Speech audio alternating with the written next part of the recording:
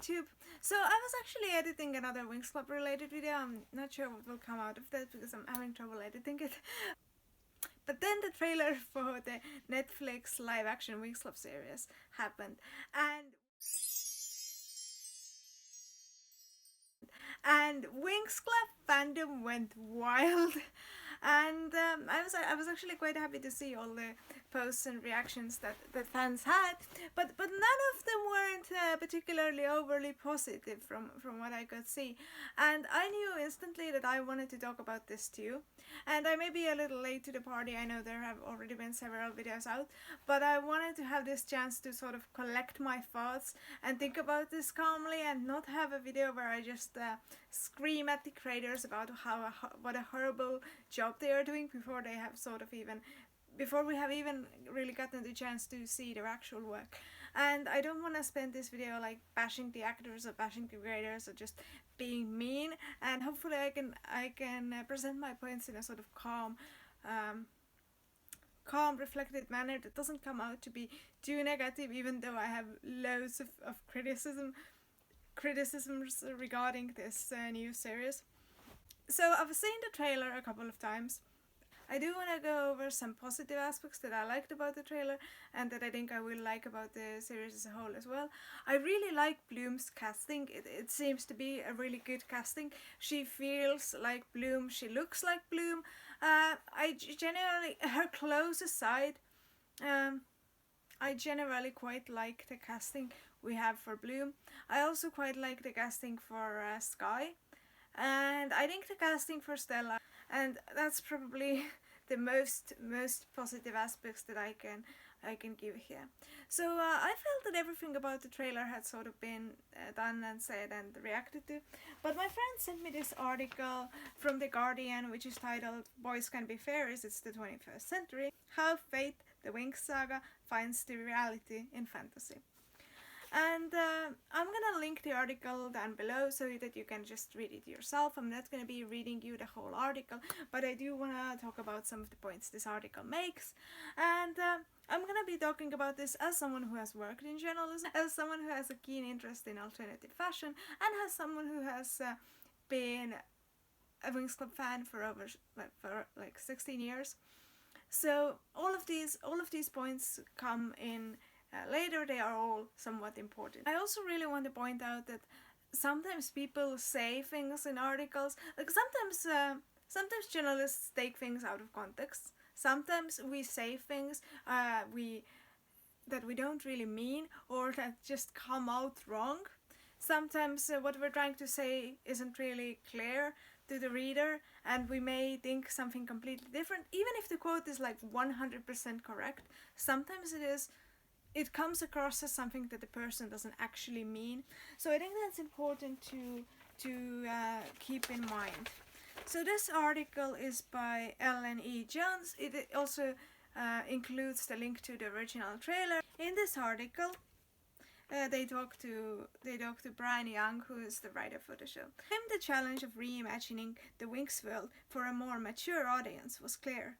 Tone, quote, "Tone, I'm trying to figure out how we ground this show in real character moments, things that any the audience member could relate to."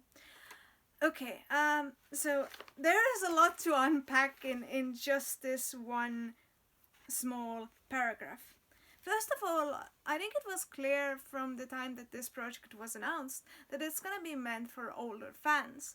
I feel like this is something the creator of Winx Club said himself in one of the interviews that was done with him, that he wanted to do something that fans would enjoy.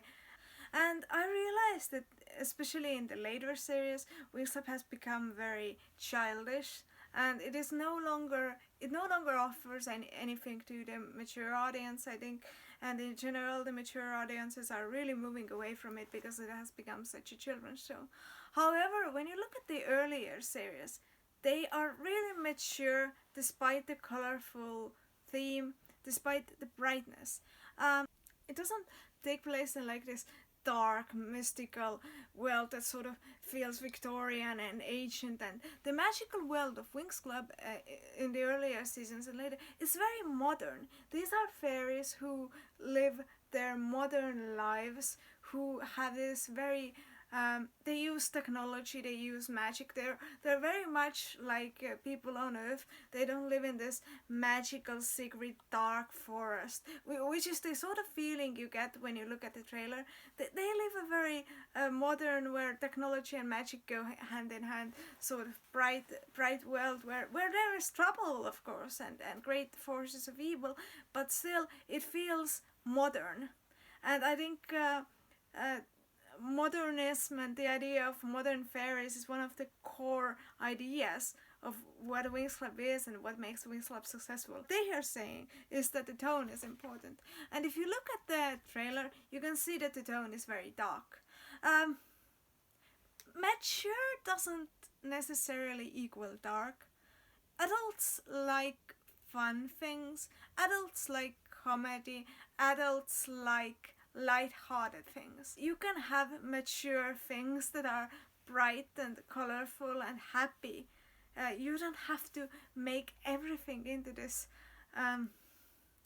dark, edgy forest in the magical forest somewhere deep in the darkness sort of thing. We move on. And this is coming from a massive fantasy fan. I had my Dungeons and Dragons characters when I was a kid, but it is very easy to spiral into absurdity with stuff like this. What's wrong with absurdity? Why can't we have absurdity in something that is for adults? Absurdity is I think can be very fun and interesting when done right. Our hero is Bloom, a 16-year-old fire fairy raised by human parents. She arrives in the other world direct from California to enroll at Althea. This is another thing I don't understand. The original series takes place in Gardenia. Why change it to California? Why change the world of magic to Otherworld? The name is so void of any sort of imagination. If you're gonna change things up, make them more interesting. I agree that magic isn't the most imaginative title for a magical world, but Otherworld? Really? That's really not more magical either. This is where wingless fairies learn to master their powers, and where trainee warriors known as specialists guard the realm from the feared burned ones. Okay, so putting the burned ones aside for a moment, because that's a whole other thing which we don't even have in the original series, we're gonna be talking about the wingless fairies aspect right away. I saw someone on Tumblr was really upset about this, and then someone else was like, well, they're not necessarily wingless fairies. They maybe just don't show us the wings in the trailer. So this confirms to me that they're wingless fairies. And I just want to give this one piece of really harsh criticism, which I think is probably true. They are sort of trying to hide the fact that they're wingless under the fact that, oh, this is the more mature series. We don't go so kitty pretty fairy with this one. I think the reason they don't have wings is because making wings in CGI is hard, and making wings without CGI requires really good imagination and prop building skills, and you need to really think about it, how to make it look good if you want to do it without CGI, and if you want to do it with CGI, it's hard and expensive to do it so that it wouldn't look cheap. If you look at the CGI and the special effects on the trailer, it really isn't anything too special. It looks fine, it looks good, doesn't look horrible, but it looks unimaginative. It is all new to Bloom, but she has the guidance from the imperious head teacher, Miss Dowling. So why change all the names? And we get to this when we go to Flora as well. They changed Flora's character to Terra.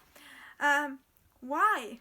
Because unlike Flora, which is a real human name that a lot of people have, Terra, which means Earth, so it's logical, but why is it better? And there is the tenuous water fairy Aisha, whose name we will have to say, the grounded and chatty earth fairy Terra, who's Flora, I suppose, the mind fairy Musa. Musa comes from the word music, is the fairy of music. Now, if you wanted to change this character so much, why not change her name as well? If you wanted to change her that much, you wanted to give her a completely different power, you should have changed her name as well, because her name specifically comes from music. And you're changing everyone else's names. You're changing Flora's name that doesn't have to be changed because her name is actually quite related to her powers, and you're sort of keeping her powers the same. But why are you not changing Musa's name, where you're completely changing her power and making her name not click with her power as it should? An empath who keeps her headphones on to block out other people's emotions. So that's why she still has the music relation to that. And Stella, a snooty or snotty, snooty, I don't know how to pronounce that, light fairy who also happens to be fairy royalty. It is the novice, though, who is our way into Fate's universe, and Young believes she has found a star in the 20-20-year-old Coven. She's beautiful but perfectly relatable. The camera loves her. Okay, so I think Coven is a good casting choice, as I mentioned earlier. I really do like the casting choice here. So they talk about the casting choice for a while. Althea will feel familiar, and not just to the 14 to 25-year-olds who grew up watching Winx Club on Nickelodeon. They say that Althea will feel familiar. Personally, from the trailer, it didn't feel that familiar to me, but we will see when the series actually starts. Contrary to the usual click-based hierarchies of high school drama, however, Fate depicts friendship forming between teenagers who come from different worlds, literally. And I think this is something that is actually really important. It is something that Winx Club does well as the original series, because in the original series we don't have none of that high school drama either. We don't have the clique-based hierarchies. We just have some girls who are really good friends and come from different worlds, and I think this is actually a really good point to make. Then they talk about the filming a bit. Locations were found around County Wicklow in Ireland, which is a good fit for most people's internalized image of magical fairy kingdom. Yes, I agree, but you're once again going completely in the direction of what everyone else expects. It's completely unimaginative. It doesn't have that feeling of modern fairies, of modern, contemporary, fun fairies, which is, I have nothing against Irish landscape. I love Irish landscape. I've been to Ireland, it's great. Show had to feel relevant to the concerns of modern teens. That meant challenging the outdated gender roles of the original animated series. I'm sorry, what? And we're going on. In our show, boys can be fairies. Girls can be specialists. We're in the 21st century. Okay. I'm sorry, what? Have you guys seen the original series? Because it's not like we have guys in the original series who also very clearly have magical powers. We have Baltor, who's the villain, who has magical powers. We have Layla's first boyfriend, Naboo, who has magical powers. Okay, Aisha, I'm sorry. Aisha's first boyfriend, Naboo, who has magical powers. If you're going for wingless fairies, which is essentially a sorcerer or whatever, then really I don't see the innovation here, because we have a magical guys in Winx Club as well. We have guys with magical powers. True, we don't have girls who are specialists. I think it's very ironic, and now I'm going into the topic that everyone sort of has a massive problem with this series. I think it's very ironic to be that you're going to talk about how you're modernizing and making everything more 21st century when you're literally taking diversity out of the cast.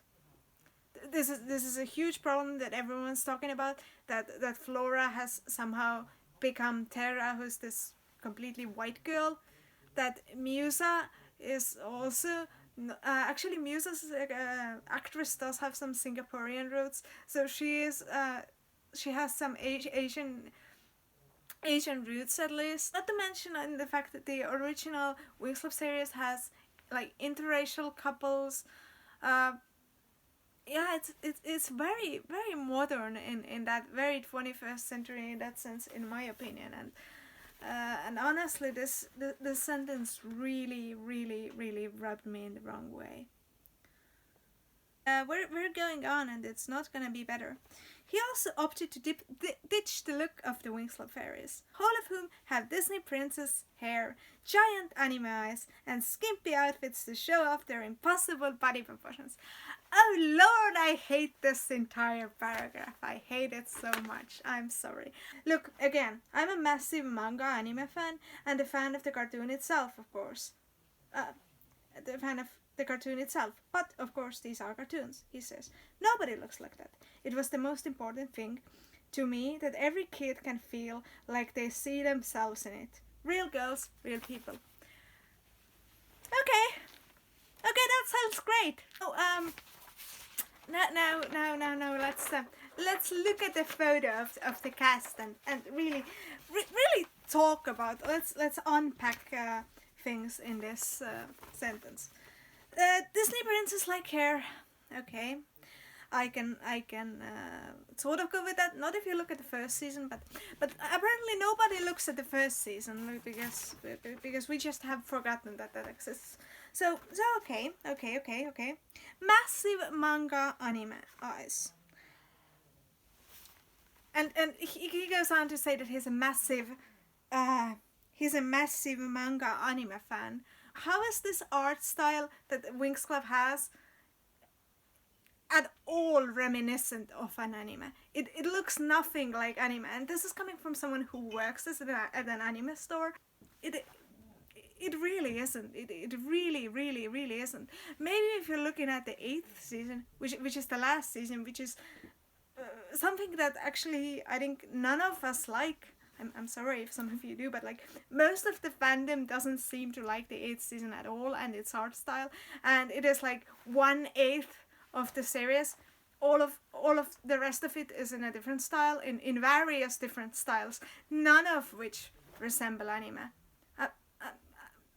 I'm just so baffled by this sentence, and but that's not actually even the idea that the main point he's trying to make. And I do actually agree that they are cartoons, and you can't 100% take that into real life, maybe. And yeah, the body proportions are unrealistic because they are based on fashion sketches. But let's just look at this.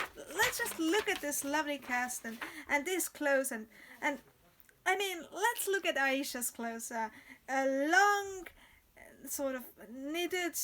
What is that skirt even made of? She's like. Does anyone dress like this? I have never seen any teen dress like this ever. The only clothing I sort of like is Musa's. This is the only clothing that sort of looks like something a normal young person would wear. And even with that, I'm disappointed because, as I said, Musa is heavily inspired by Japanese culture. And in the original show, she has a sort of hip-hop music lover vibe to her. Her clothing seems to be very inspired by hip-hop. But if you don't want to go down that route, you could dress her as someone who listens to J-pop or K-pop, which is very popular right now. And I know, they're from another world.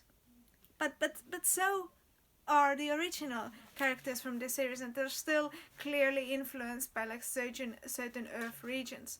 So Musa wouldn't necessarily have to be a fan of BTS or a specific J-pop band or anything, but you could give her a cool modern clothing that is inspired by these stars, which is something that actually young people wear.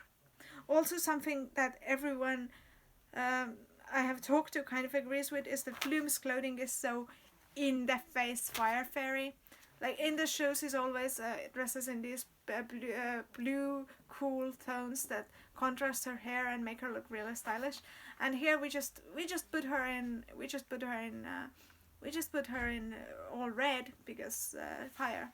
Original Winx Club fashions are actually inspired by what young people would normally wear, and they are uh, very trendy. And I agree that they are revealing. As someone who has worn Winx Club cosplay, they do look revealing, but they can translate into real life. It's not like we have cosplayers who have done these outfits and look great, who are real people, by the way. It's not like we had a musical. It's not like we've had several live shows where we have taken these outfits and made them look in a way that makes nobody uncomfortable and that look great. We have already done this. We've taken these very same clothes, put them in real life, and they look fine. And people wear crop tops. People wear mini skirts. So I think we have gone through all the key points about the article that I wanted to talk about. And I urge you all to read the article yourself, read the whole thing, form your own opinions. I do think that we should, of course, see it and then judge it. But I also think that people are righteously angry when they feel that an adaptation doesn't portray and adapt the original material and sort of just discards it. And I think this is the reason we should be critical of this franchise, if it doesn't treat the original with any kind of respect, and if it just completely moves on from it and does its own thing and has nothing to do with it. In that case, I don't think it deserves to have the name, the brand name of Winx Club to it, because if it has nothing to do with Winx Club, then it isn't Winx Club. And once the series comes out on January 22nd, I would actually really like to do a reaction series to this series where I talk about each episode individually. And I'm really interested to see how you guys would feel about this, because this is something I would do if there's enough interest, but only if there actually is interest. If this video gets at least if it gets like around 500 views, I might do it. But if it gets over 1,000 views, and I know 1,000 views doesn't seem like a lot in YouTube context, and it usually isn't, but it is enough for me to like keep me motivated.